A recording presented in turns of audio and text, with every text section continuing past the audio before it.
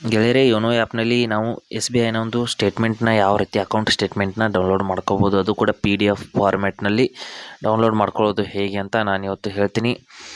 ಅದಕ್ಕಾಗಿ S B ಐನ ಒಂದು ಯೋನೋ ಆ್ಯಪ್ನ ಓಪನ್ ಮಾಡಿದ ನಂತರದಲ್ಲಿ ಯಾವ ರೀತಿ ಪ್ರೊಸೆಸ್ ಇರುತ್ತೆ, ಏನೇನು ಒಂದು ಡೀಟೇಲ್ಸ್ನ ಹಾಕಬೇಕಾಗುತ್ತೆ ಎಲ್ಲವನ್ನು ಕೂಡ ನಾನು ಇವತ್ತು ಹೇಳ್ತೀನಿ. 6 ಅಂಕಿಗಳ ಲಾಗಿನ್ ಪಿನ್ನನ್ನು ಹಾಕಿ ನಾವು ಒಂದು ಆ್ಯಪ್ನ ಲಾಗಿನ್ ಮಾಡ್ಕೊಳ್ಳೋಣ.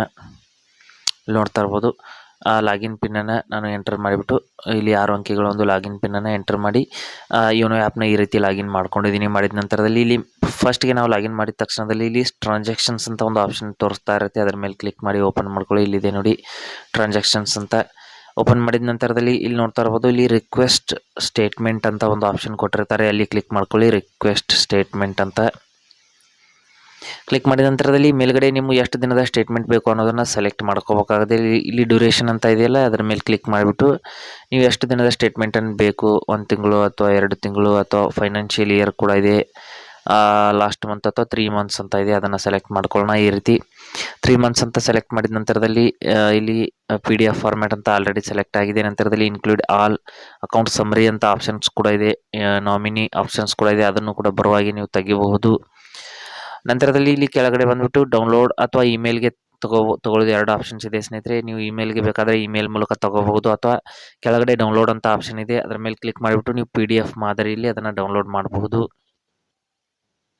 ಅದಕ್ಕಾಗಿ ನಾನು PDF ಮಾದರಿಯಲ್ಲಿ ಇಲ್ಲಿ ಡೌನ್ಲೋಡ್ ಅಂತ ಆಪ್ಷನ್ ಕ್ಲಿಕ್ ಮಾಡ್ಕೋತೀನಿ. ಮಾಡಿದ ತಕ್ಷಣದಲ್ಲಿ ಕೆಲವು ಬಾರಿ ಈ ರೀತಿ ಎರರ್ ಬರುತ್ತೆ. ನಾನು ಮತ್ತೊಂದು ಬಾರಿ ಡೌನ್ಲೋಡ್ ಅಂತ ಕ್ಲಿಕ್ ಮಾಡ್ತೀನಿ. ಮಾಡಿದ ತಕ್ಷಣದಲ್ಲಿ ನನ್ನ ಡೌನ್ಲೋಡ್ ಅನ್ನೋದು ಕಂಪ್ಲೀಟ್ ಆಗುತ್ತೆ. ಆದ ತಕ್ಷಣದಲ್ಲಿ ಓಪನ್ ಮಾಡೋದನ್ನು ಕೂಡ ನಾನು ಇವತ್ತು ಹೇಳ್ತೀನಿ. ಪಾಸ್ವರ್ಡ್ ಇರುತ್ತೆ ಸ್ನೇಹಿತರೆ ಆ ಒಂದು PDF ಫೈಲ್ಗೆ. ಆ ಪಾಸ್ವರ್ಡನ್ನು ಯಾವ ರೀತಿ ಹಾಕಬೇಕು ಅಂತ ಹೇಳ್ತೀನಿ ನೋಡಿ. ಇಲ್ಲಿ ಆಲ್ರೆಡಿ ನಮ್ಮ ಫೋನಿಗೆ ಇದು ಡೌನ್ಲೋಡ್ ಆಗಿದೆ.